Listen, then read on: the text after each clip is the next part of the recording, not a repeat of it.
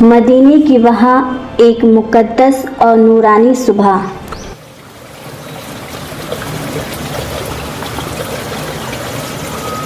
رمضان المبارک کا چاند اپنی تمام تر برکتیں سمیٹ کر رخصت ہو چکا ہے اور شوال کی پہلی سنہری روشنی آفاق پر دھیرے دھیرے پھیل رہی ہے۔ گلیوں میں آج ایک عجیب سی نرمی اور پاکیزگی کا احساس ہے۔ ہوا میں عبادت کی تھکاوٹ نہیں، بلکہ عبادت کے بعد والی وہ سکون بھری مٹھاس ہے جو روح کو تر و تازہ کر دیتی ہے، مگر دلوں میں آج وہ ہلکا سا میٹھا درد بھی ہے جو ہر اس مومن کو محسوس ہوتا ہے جس نے رمضان کی راتوں کو سجدوں میں اور دنوں کو ذکر میں گزارا ہو۔ رمضان کے بچھڑنے کا غم، رات بھر دعاؤں کے سمندر میں بھیگی آنکھیں اب ایک نئے جذبے اور نئی امید کے ساتھ کھل رہی ہے۔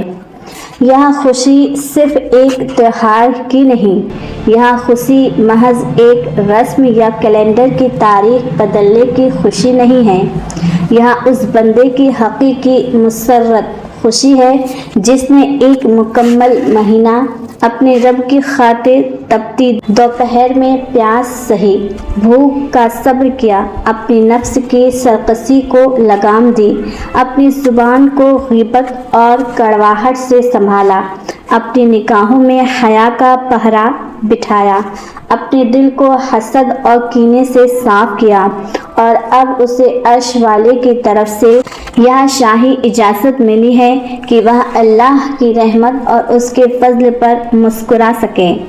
اسلام نے عید کو صرف جشن اور تماشے کا دن نہیں بنایا، اسے یوم شکر بنایا، اسے عبادت کی تکمیل کا دن بنایا، اسے پوری امت کے روحانی ملن کا دن بنایا۔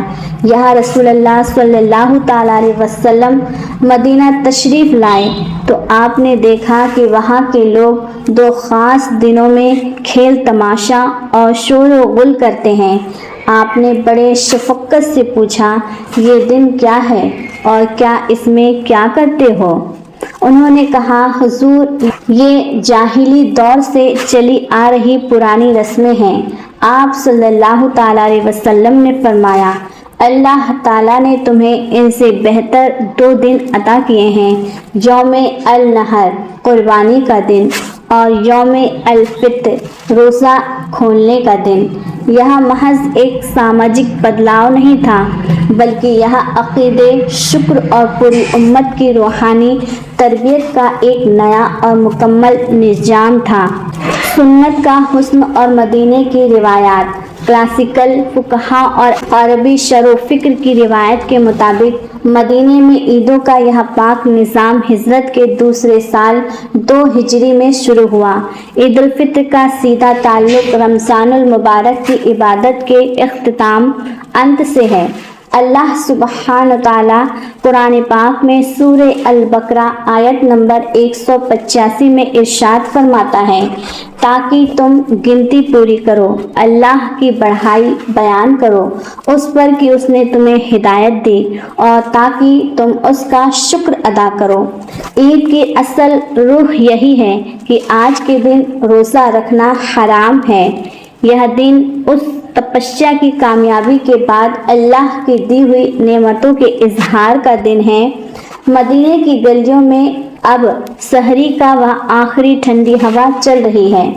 مسجدوں کے میناروں اور گھروں کے اندر در و دیوار سے اللہ کی کبریائی کی صدائیں گونج رہی ہیں۔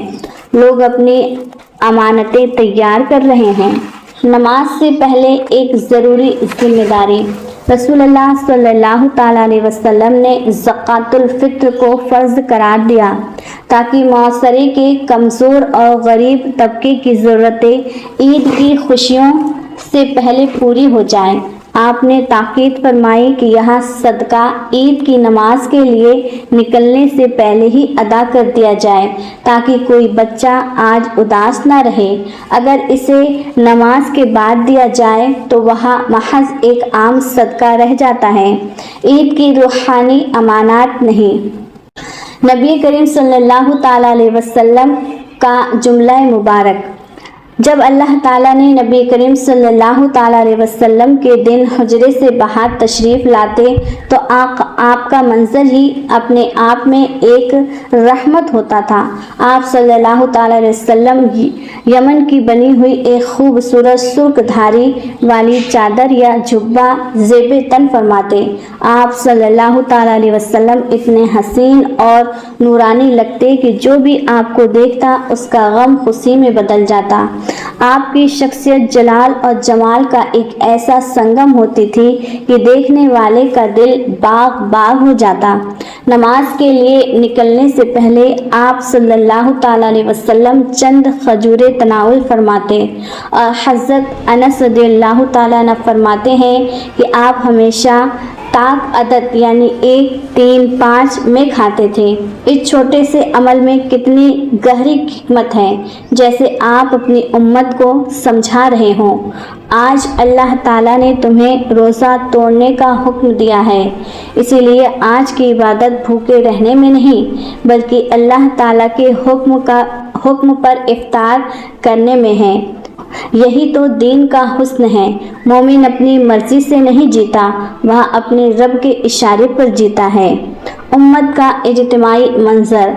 हज़रत सैयदुना आयशा रज़ियल्लाहु ताला अन्हा फरमाती हैं कि ईद के दिन 2 छोटी बच्चियां उनके पास जंगे बुआसा के गीत गा रही थी। हज़रत अबू बकर रज़ियल्लाहु ताला अन्हु ने उन्हें डांटा तो रहमत आलम सल्लल्लाहु ताला अलैहि वसल्लम ने फरमाया, अबू बकर इन्हें रहने दो, हर कौम की ईद होती है और आज हमारी ईद है। इससे मालूम होता है कि शरीयत की हदों में रहकर खुशी और फरहत का इजहार जायज़ और पसंदीदा है। मदीने के रास्तों पर एक अजीब जमात चलती होगी, घरों से लोग निकल रहे होंगे, बच्चे बुजुर्ग जवान सबके चेहरों पर एक अनूठा नूर है। हज़रत उम्मे अतिया रज़ियल्लाहु ताला अन्हा की रिवायत के मुताबिक नबी करीम सल्लल्लाहु ताला अलैहि वसल्लम ने ख्वातीन को भी ईदगाह आने का हुक्म दिया, यहाँ तक कि वे भी जो नमाज की हालत में नहीं थी, ताकि वे मुसलमानों की सामूहिक दुआ और खैर में शरीक हो सके। यह पूरी उम्मत का मंजर था। इस्लाम ने इबादत को सिर्फ बंद कमरों तक नहीं रखा, उसने उम्मत को एक खुले मैदान में जमा किया ताकि दिल मिले, दुआएं मिले और खुदा की बढ़ाई का शोर ज़मीं पर नुमाया हो। तकबीर, रूहे तराना। सोचिए वह मंजर कितना पुरअसरार होगा जब मदीने का हर घर ईदगाह की तरफ रवाना होता होगा और हर जुबान पर एक ही तराना होगा, अल्लाहु अकबर, अल्लाहु अकबर, ला इलाहा इल्लल्लाह। ईद की रूह की तकबीर है, ईद की रूह ही तकबीर है। यह बंदे को याद दिलाती है कि तुमने रोज़ा रखा लेकिन क़ुव्वत अल्लाह ताला ने दी, तुमने क़याम किया लेकिन तौफ़ीक अल्लाह ताला ने दी, तुमने कुरान पढ़ा लेकिन हिदायत अल्लाह ताला ने दी। इसीलिए ईद की सुबह कपड़ों से ज़्यादा इन तकबीरों से सजती है। यह बंदा खुद को सेलिब्रेट नहीं करता, अपने रब की बढ़ाई बयान करता है। नबी करीम सल्लल्लाहु ताला अलैहि वसल्लम का खुतबा भी मुख्तलिफ होता था। आप लोगों के बीच चलकर जाते, उन्हें अल्लाह ताला की याद दिलाते। आपने सिखाया कि ईद सिर्फ खाने पीने का नाम नहीं बल्कि अल्लाह ताला की बंदगी पर खुशी मनाने का नाम है।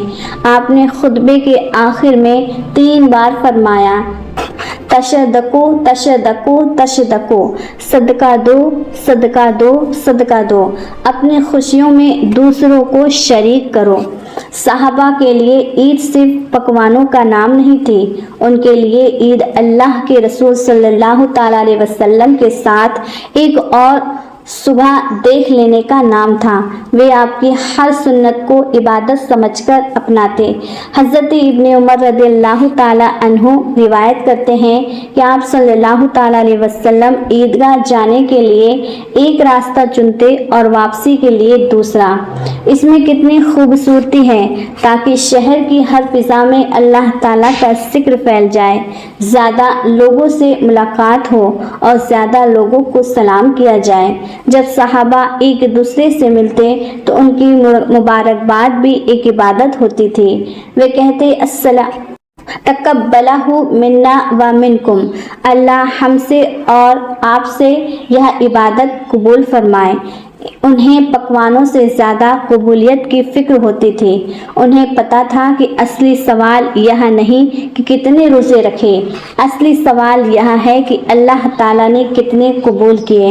نبی کریم صلی اللہ تعالیٰ علیہ وسلم نے ہمیں سکھایا کہ عید کا مطلب بازاروں کو بھر دینا یا صرف مہنگے جوڑے پہننا نہیں۔ آپ نے سکھایا کہ عید کا مطلب ہے صاف دل جو اپنے اور پیاروں کے لیے نفرت سے پاک ہو، شکر گزاری جو اللہ کی دی ہوئی توفیق پر سجدہ ریز ہو، انسانیت جو یتیموں اور بیواؤں کے چہروں پر مسکراہٹ لے آئے۔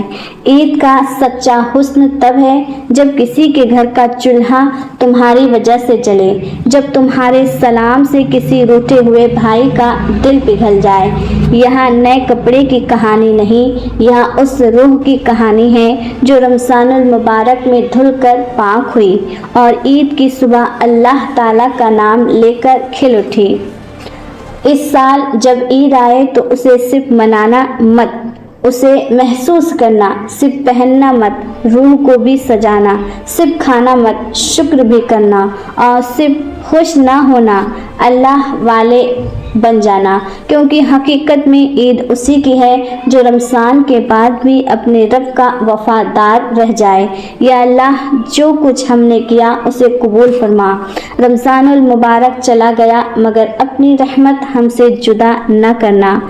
آمین آمین بسحر نبی الامین صلی اللہ تعالیٰ علیہ وسلم۔